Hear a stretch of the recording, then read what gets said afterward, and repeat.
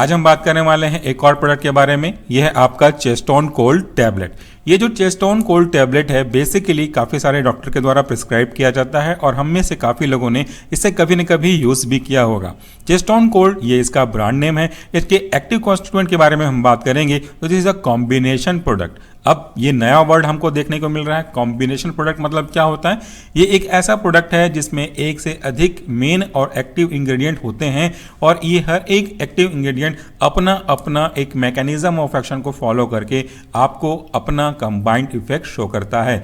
अगर आपके नाक में कुछ म्यूकस का सिक्रेशन बहुत ज़्यादा हो रहा है, अगर आपको सर्दी है, अगर आपको कॉमन कोल्ड के सिम्टम्स हैं जैसे कि रनी नोज, बहता हुआ नाक, आपके नाक में कुछ म्यूकस थोड़े चिपचिपे जैसे भर गए हैं, आपको छींक आ रही है या आपकी आंखों से आंसू जैसे पानी सब्सटेंस निकल रहे हैं, या नाक बंद है या नाक में चोक, इस तरह की प्रॉब्लम हुई है, सर्दी के कारण से पेन हो रहा है और साथ में फीवर आ रहे हैं, तो ऐसे केस में डॉक्टर आपको सजेस्ट करते हैं चेस्टोन कोल्ड। नाम से समझ में आ रहा है कि ये एक ऐसा टैबलेट है जो कोल्ड के सिम्टम्स, फ्लू के सिम्टम्स को सप्रेस करने में मदद करता है।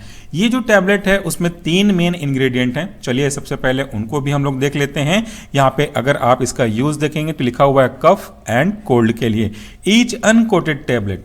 अब ये अनकोटेड टैबलेट क्या है ये हमने भी कई बार डिस्कस किया हुआ है। टैबलेट को अगर हम किसी न किसी तरीके से कोट करें, शुगर कोट करें, फिल्म कोट करें, एंट्रिक कोटेड करें, तो वो कोटिंग कहलाती है या कोटेड टैबलेट कहलाता है। लेकिन अगर हम इसके टैबलेट में पंचिंग के बाद किसी तरह की कोटिंग ना करें तो वो कहलाता है अनकोटेड टैबलेट। और आपका जो चेस्टोन कोल्ड है वो एक एग्जाम्पल है अनकोटेड टैबलेट का। इसके एक्टिव इंग्रेडिएंट और उनका जो कंसंट्रेशन स्ट्रेंथ है वो कुछ इस तरीके से है। पहला है आपका cetirizine dihydrochloride which is based on IP. IP का मतलब होता है इंडियन फार्माकोपिया।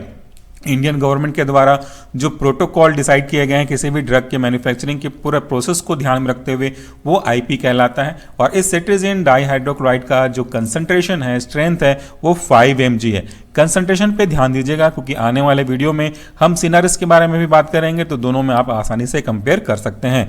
इसके बाद इसका जो दूसरा कंस्टिट्यूएंट है, एक्टिव इंग्रेडिएंट, वह है आपका फिनाइलेफ्रिन हाइड्रोक्लोराइड। ये भी आपके इंडियन फार्माकोपिया की गाइडलाइन को फॉलो करता है। इसका जो स्ट्रेंथ है वह है 10 mg। इसके बाद अगला और एक महत्वपूर्ण ingredient of this tablet is paracetamol which is also according to the Indian pharmacopoeia और इसका जो स्ट्रेंथ है वह है 325 mg। ये तो बात हो गई कंस्टिट्यूएंट की और उनके कंसंट्रेशन की। अब चलिए मैं आपको एक एक करके इनके मैकेनिज्म और इनकी कैटेगरी के बारे में भी डिटेल से बता दूं। ये आपके मेडिकल स्टूडेंट के लिए बहुत ज़्यादा यूजफुल होगा। पहला जो इसका कंपोजिशन है सिट्रेजिन dihydrochloride.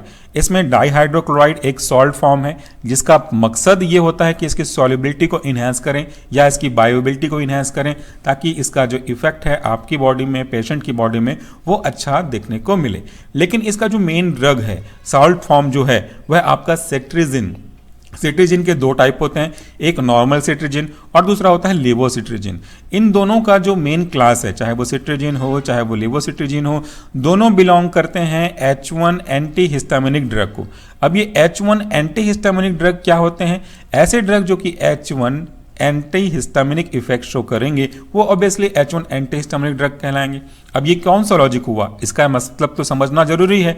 H1 anti histaminic drug H1 receptor पे हिस्टामिन के रिसेप्टर के पास बाइंड होने के प्रोसेस को रोकने का काम करते हैं। सो H1 क्या हुआ? H1 एक प्रकार से रिसेप्टर है। इसे हम लोग साधारण भाषा में अगर समझना चाहें तो बोल सकते हैं कि एक ताला है। This is H1 receptor.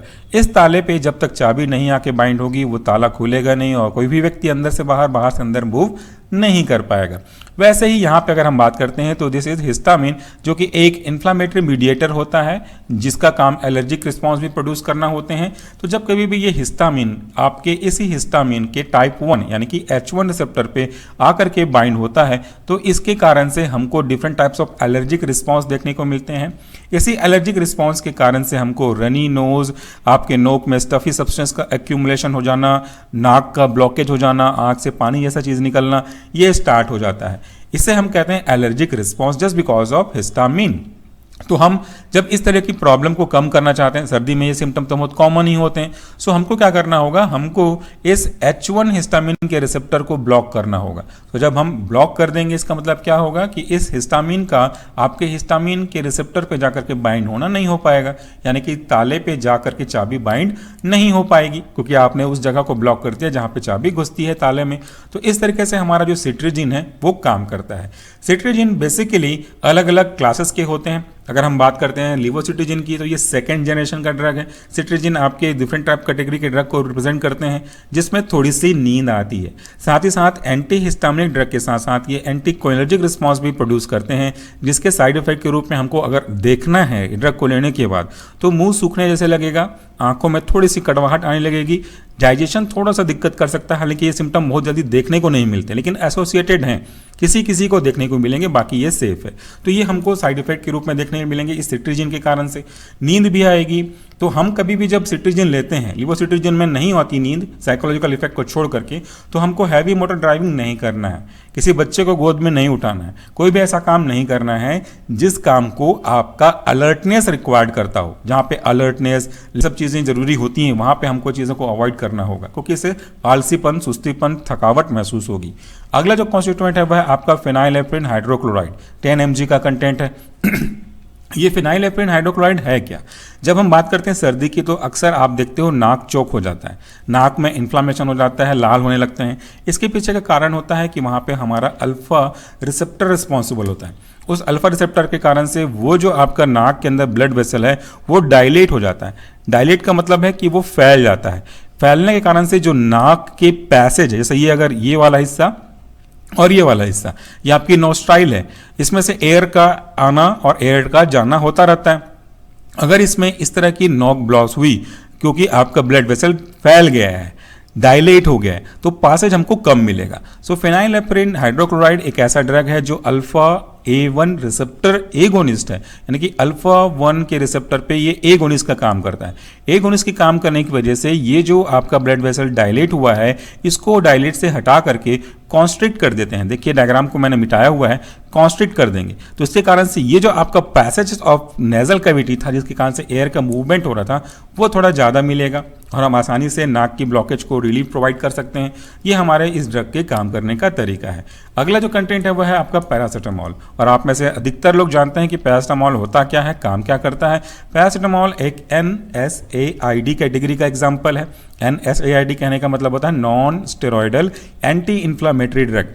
ये जो पैरासीटामोल है वो एक काफ़ी अच्छा एंटीपायरेटिक ड्रग है, जो कि फीवर को ठीक करने में काफ़ी ज़्यादा मदद करता है। सो बुखार के केस में अक्सर सर्दी जुड़ा हुआ होता है, इसका वाइस वर्सा भी हो सकता है। सर्दी के केस में अक्सर बुखार भी आ सकता है। तो यहाँ पे दोनों केस में अगर बुखार है, और यहाँ पे चूंकि ये NSAID कैटेगरी का ड्रग है, तो ये हल्का सा आपके पेन को भी कम करने का काम करता है, जो कि हेडेक जनरेट हो रहा है कोल्ड की वजह से।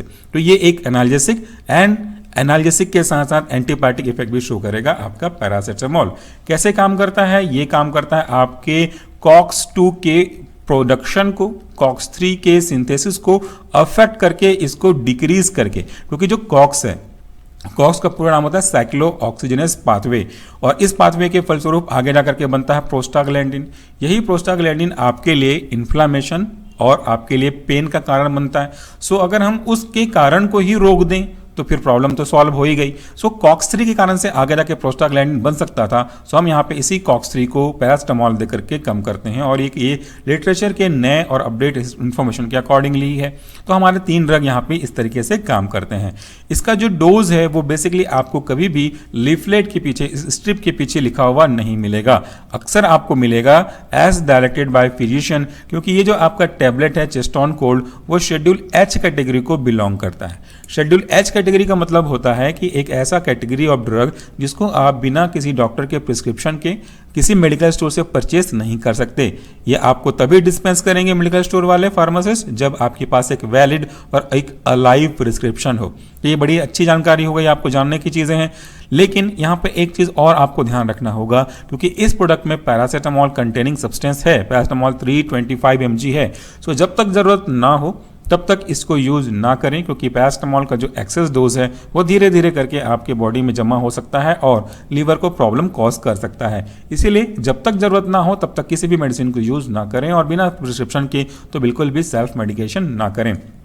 आगे बात करते हैं, तो जो सिट्रीजिन है वो आपके different types of allergic response को कम करेगा, जिसके कारण से सर्दी, खांसी, छींक, नाक का बहना, आंख का आंसू निकलना, इनको भी कंट्रोल कर सकते हैं। साइड इफेक्ट जैसा मैंने कहा कि ये एंटीकोलर्जिक ड्रग भी काम करेगा सिट्रीजिन, इसलिए आपका मुंह थोड़ा सा सूखा सूखा लग सकता है।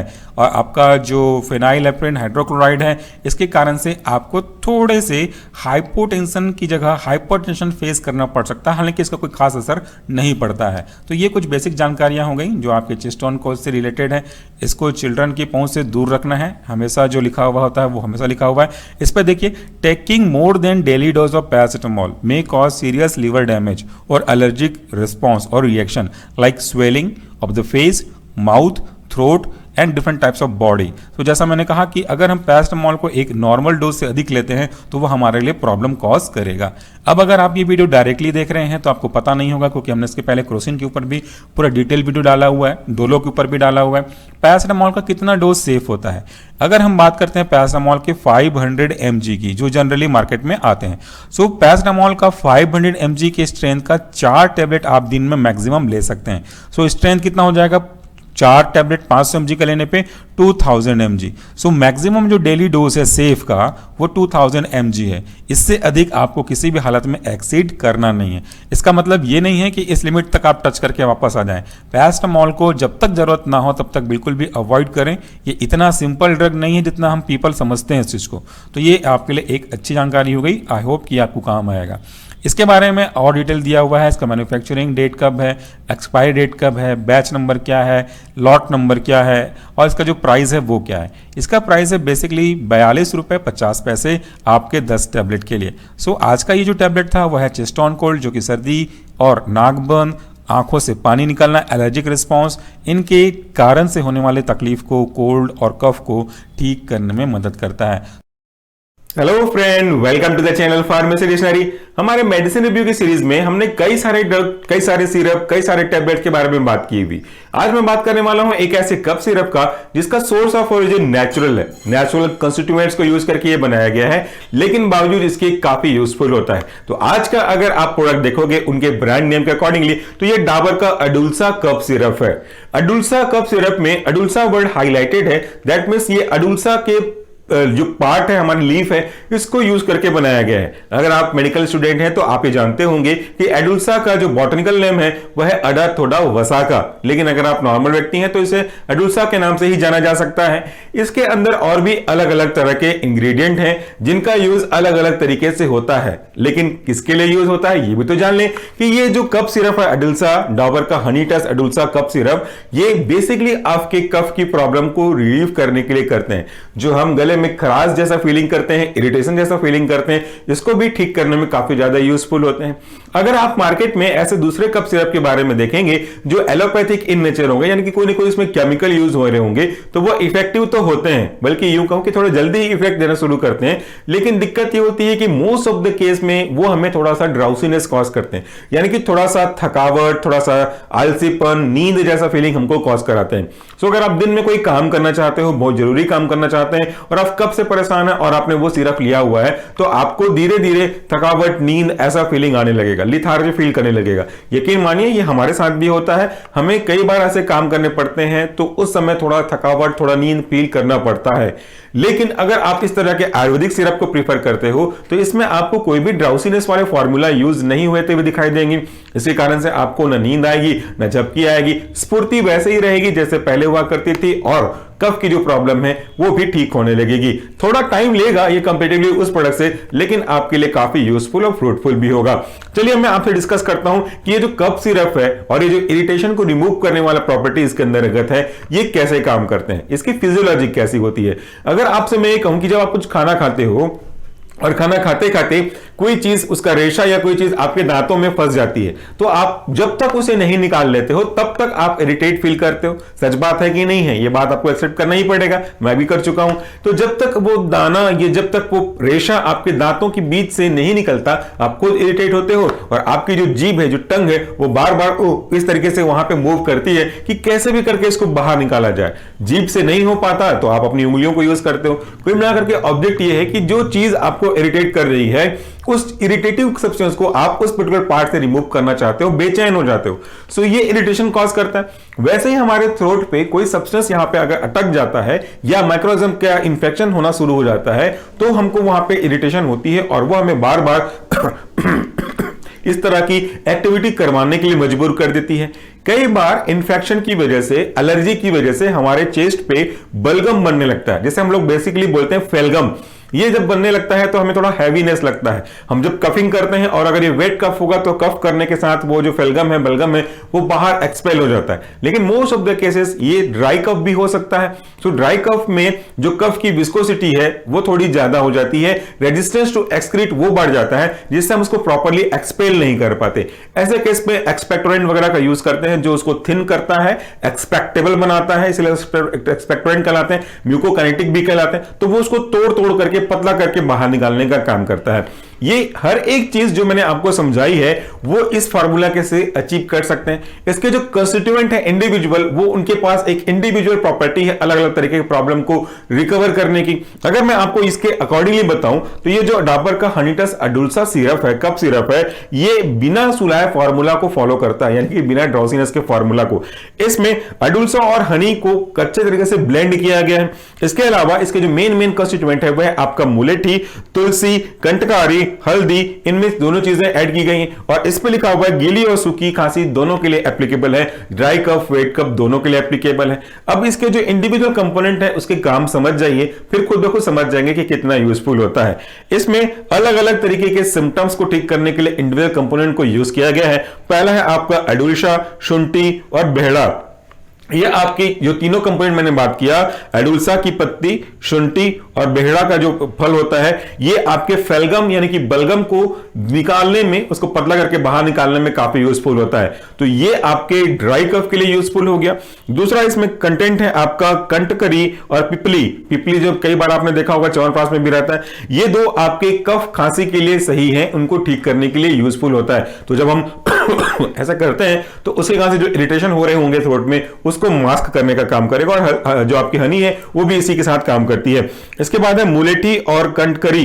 ये जो आपके गले में, थ्रोट में इरिटेशन होता है, खराश होता है, ऐसे जब हम करते हैं, सॉरी थोड़ा सा अलग ही आवाज आया होगा माइक पास में, तो ये जो खराश है गले की, इसको मास्क करने के लिए हम मुलेठी का यूज करते हैं, शहद का यूज करते हैं। कई बार आप कभी मुलेठी चबा के देखो, आपको लगेगा कितना सूदिंग एहसास होता है, मीठी मीठी एहसास होता है और गले में तरोताजा फीलिंग लगती है। आप कच्चा मुलेठी भी खा सकते हो, यूज कर सकते हो, कच्चा दैट मींस रॉ मुलेठी भी आप यूज कर सकते हो। तो इस सिरप में मुलेठी का भी ब्लेंड अच्छे तरीके से ऐड किया गया है।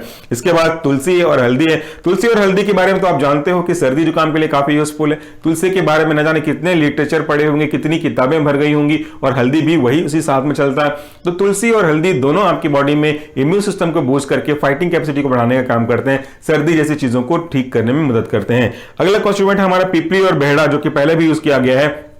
तो ये यूज होते हैं छाती की जकड़न को दूर करने के लिए। छाती की जकड़न मतलब क्या होता है, आपने कभी अगर अपने चेहरे पे मुल्तानी मिट्टी या फेस पैक लगाया होगा तो देखते हो जब गीला रहता है तब तो ठीक है, जैसे जैसे वो ड्राई होने लगता है आपको एक ऐंठन खिंचाव महसूस होता रहता है। हमारे चेस्ट में भी जो फेलगम है या जो बलगम है वो अगर टाइट होने लगता है, म्यूकस उसका बढ़ने लगता है, विस्कोसिटी बढ़ने लगती है, तो एक खिंचाव जनरेट होते रहता है और हम उसको एक्सपेल नहीं कर पाते हैं। तो ऐसे केस में छाती की उसी जकड़न को दूर करने के लिए ये जो कंपोनेंट मैंने आपको बताया, पिपली और बेहड़, इनका यूज करते हैं ताकि ये जो बलगम का निकलना है वो फैसिलिटेट हो सके। तो ये कुछ इंपॉर्टेंट कंपोनेंट थे, उनका फंक्शन था, और भी चीजें हैं जिसको मैं यहां पर डिस्कस नहीं कर रहा हूं, जो कि मेन थे वो मैंने आपको डिस्कस किया।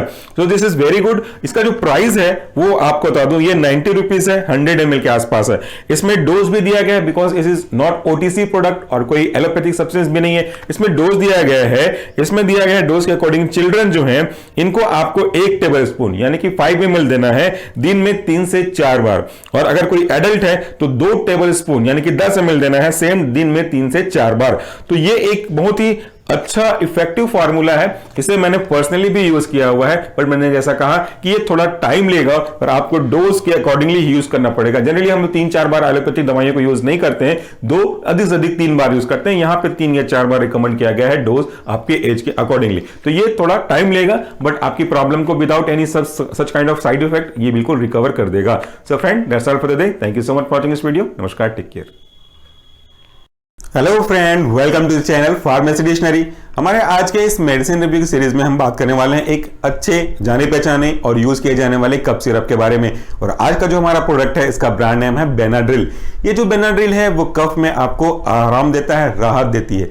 तो चलिए मैं इसके बेसिक इंडिकेशन के बारे में ही बात कर लूं।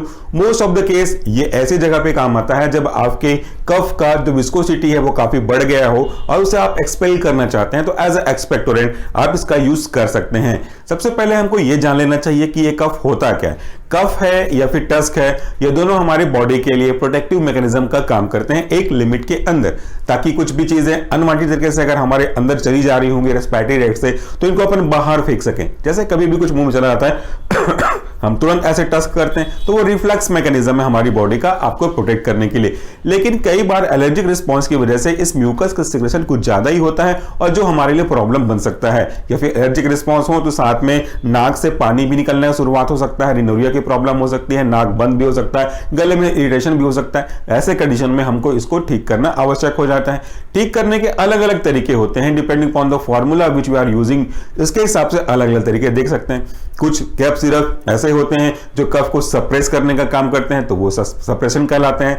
या फिर कुछ सिरप ऐसे भी होते हैं जो कफ को पतला करके बाहर निकालने का काम करते हैं, तो वो एक्सपेक्टोरेंट कहलाते हैं। तो आज के जो हमारे बेनाड्रिल फॉर्मूला है, इसमें भी कुछ ऐसे कंटेंट यूज किए गए हैं जो कफ को पतला करके बाहर निकालने का काम करते हैं।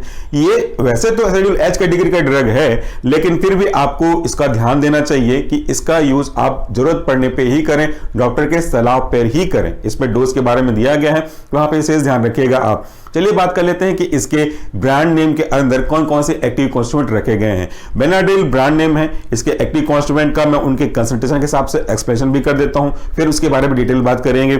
यहां पे जो एक्टिव कॉन्स्टिट्यूएंट है, ईच 5 ml कंटेन्स, मतलब कि इस सिरप का अगर आप 5 ml निकालते हैं तो हर एक 5 ml में आपको क्या क्या कितना मिलेगा वो यहां पे बता देता हूं। इसमें मिलेगा आपको डाइफेनहाइड्रामिन हाइड्रोक्लोराइड। इंडियन फार्माकोपिया की गाइडलाइन के अकॉर्डिंगली इसका जो कंसंट्रेशन होगा वो 14.08 mg होगा। अब एक बार मैं कंसंट्रेशन बता देता हूं, फिर उनके काम भी बता दूंगा। दूसरा है आपका अमोनियम क्लोराइड। इंडियन फार्माकोपिया के अकॉर्डिंगली इसका जो कंसंट्रेशन है 138 mg। अगला कंसंट्रेशन है हमारा सोडियम साइट्रेट। इंडियन फार्माकोपिया के अकॉर्डिंगली वो भी है, यहां पे इसका कंसंट्रेशन है 57.03 mg। नेक्स्ट है हमारा इथेनॉल 95%। इंडियन फार्माकोपिया के अकॉर्डिंगली 0.2625 ml। और इसके बाद एक्सपेक्टोरेंट के रूप में एथेनॉल को यूज किया गया है 5% वॉल्यूम बाय वॉल्यूम। तो यहां पे दो चीजें बहुत ही अच्छी तरीके से हमने बताया आपको कि ये कैसे कितने कंसंट्रेशन से मिलकर के बना हुआ होता है।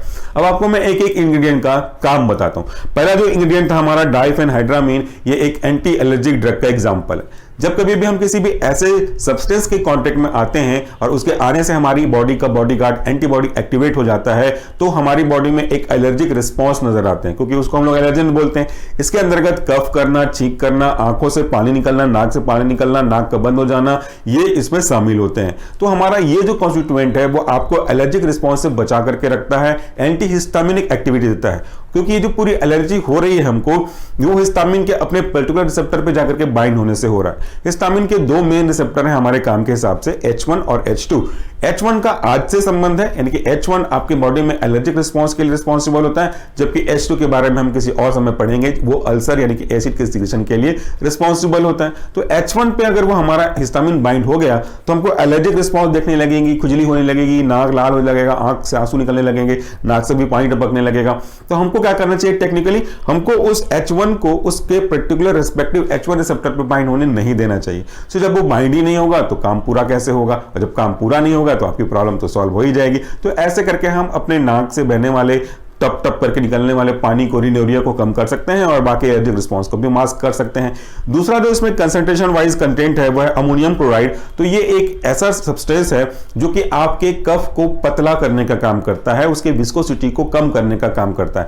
फेल्गम जब हम बाहर निकालते हैं तो वो कई बार गाढ़ा होता है, तो हम अच्छे से एक्सपेल नहीं कर पाते हैं बाहर, वो आपके मुंह में भी कई बार फंस जाता है या गले में भी फंस जाता है, क्योंकि उसकी विस्कोसिटी बहुत ज्यादा होती है। विस्कोसिटी कहने का साधारण मतलब होता है गाढ़ापन, resistance to flow of any liquid. तो वो गाढ़ा होने के कारण से हम उसको एक्सपेल नहीं कर पाते हैं। तो यहां पे हमारा जो अमोनियम क्लोराइड है इस फेल्गम को पतला करने का काम करता है, और पतला जब वो हो जाएगा तो हम आसानी से एक्सपेल कर सकते हैं। तो यहां पे ये एक्सपेक्टोरेंट का काम कर रहा है। इसके बाद एक और जो कंटेंट है हमारा सोडियम साइट्रेट, ये भी एक्सपेक्टोरेंट का ही काम करता है। पहले वाला भी एक्सपेक्टोरेंट था, अभी भी एक्सपेक्टोरेंट है। मैकेनिज्म ऑफ एक्शन थोड़ा सा स्लाइटली वेरिएबल है। यहां पे जो हमारा सोडियम साइट्रेट है वो उनके बीच के बॉन्ड्स को ब्रेक करके, भैया कफ है, फेल्गम है, तो बीच में आपस में तो बॉन्ड होंगे ही होंगे, तो इनके बीच के बॉन्ड्स को ब्रेक करके इसको पतला करता है ताकि ये आसानी से एक्सपेल हो सके, और आपके जो कफ आपकी छाती में भरे हुए हैं आसानी से इसको आप बाहर फेंक सकते हो।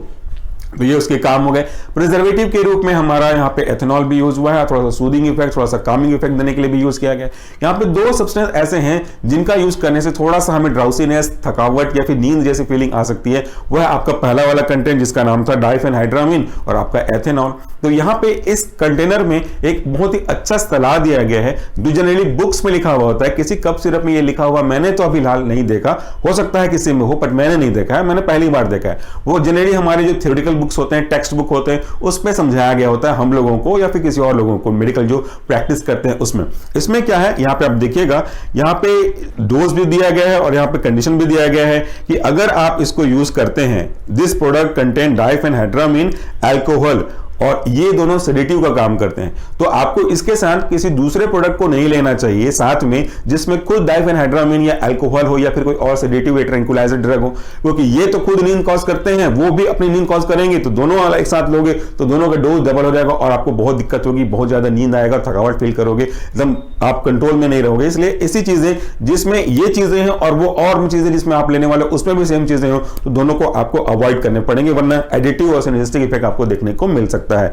इसमें लिखा गया है कि अगर कोई व्यक्ति जिसको आगे जाकर के 4 से 5 घंटे के अंदर मशीन ऑपरेट करना हो, हैवी मशीनरी कारखाने में काम करता हो, हैवी मोटरसाइकिल ड्राइव करना हो, तो उसको ये सिरप नहीं लेना चाहिए। एटलीस्ट 4 से 5 घंटे पहले इसको विड्रॉ कर लेना चाहिए, क्योंकि इससे नींद आ सकता है। और अगर मशीनरी ऑपरेट करते समय, हैवी मोटर व्हीकल ड्राइव करते समय नींद आ गई तो आपको समझ में आ चुका है कि इससे कितनी बड़ी दुर्घटना हो सकती है। इसलिए इसको यूज नहीं करना चाहिए। यहां पे लिखा हुआ है बच्चों के पहुंच से दूर रखें। स्टोरेज कंडीशन में लिखा हुआ है कि इसको धूप और सनलाइट से बचा के रखें, ठंडे जगह पे रखें, डस्ट फ्री नहीं होना चाहिए। इसको फ्रीज नहीं करना है, फ्रीजर में नहीं डालना है, इसको रूम टेम्परेचर पे रखना है। दूसरा, इसका डोज भी लिखा गया है, not to be used children below 2 years. जो बच्चे 2 साल से नीचे हैं उनको यह सिरप नहीं देनी चाहिए।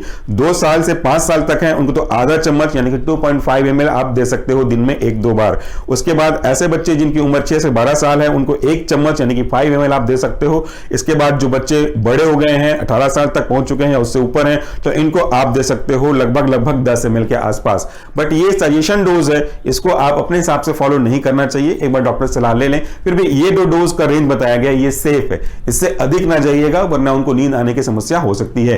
तो ये एक ऐसा सिरप है जो कि आपको कफिंग से भी राहत दिला देगा, म्यूकस को, फेल्गम को पतला करके बॉडी से बाहर निकालने में भी आपकी काफी मदद करेगा। इसका जो प्राइस है वो है 129 रुपीज। तो ये एक ऐसा प्रोडक्ट है जो काफी यूजफुल हो सकता है। तो आज के वीडियो के लिए इतना ही। Thank you so much for watching this video. नमस्कार, टेक केयर।